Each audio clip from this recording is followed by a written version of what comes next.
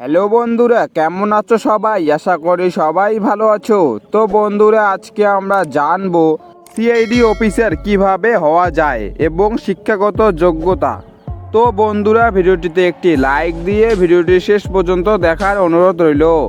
তো বন্ধুরা, সিআইডির সম্পূর্ণ নাম হলো ক্রাইম ইনভেস্টিগেশন ডিপার্টমেন্ট। এবার দেখে নেওয়া যাক সিআইডি অফিসার হওয়ার জন্য কি কি যোগ্যতা থাকা প্রয়োজন। নাম্বার 1, সিআইডি অফিসার হওয়ার জন্য কমপক্ষে মাধ্যমিক পাস হতে হয়। নাম্বার 2, যদি কেউ সিআইডির ভালো কোনো পোস্টে চাকরি করতে চান তাহলে তাকে অবশ্যই গ্র্যাজুয়েশন পাস হওয়া অন্তত জরুরি। নাম্বার 3, আবেদনকারীকে অবশ্যই ভারতীয় নাগরিক হতে হবে।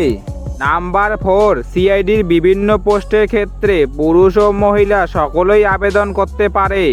নাম্বার 5, সিআইডি অফিসার হওয়ার জন্য জেনারেল ক্যাটাগরির চাকরি প্রার্থীদের বয়স 20 থেকে 27 বছরের মধ্যে হতে হবে। নাম্বার 6, এসসি ও এসটি শ্রেণীর চাকরি প্রার্থীদের বয়স থাকতে হবে 20 থেকে 32 বছর, অর্থাৎ এক্ষেত্রে তারা 5 বছরের ছাড় পেয়ে থাকে। নাম্বার 7, ওবিসি শ্রেণীর চাকরি প্রার্থীদের বয়স থাকতে হবে 20 থেকে 30 বছরের মধ্যে, অর্থাৎ এক্ষেত্রে তারা 3 বছরের ছাড় পেয়ে থাকে।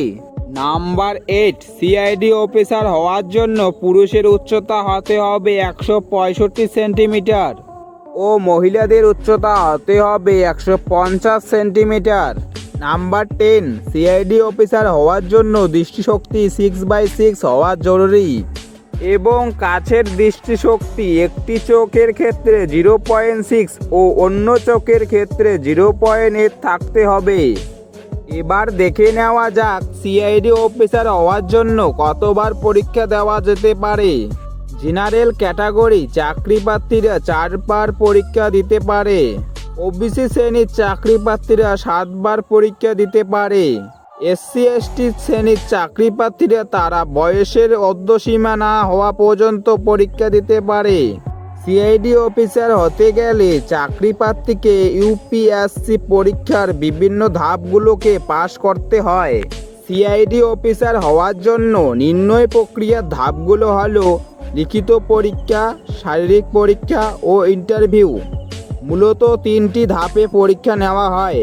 তো বন্ধুরা, এই ছিল আজকের ভিডিওটি ভালো লাগলে ভিডিওটিতে একটি লাইক দিয়ে চ্যানেলটি সাবস্ক্রাইব করে পাশে থাকবেন। দেখা হচ্ছে পরের ভিডিওয়। ভালো থাকবেন, সুস্থ থাকবেন, ধন্যবাদ।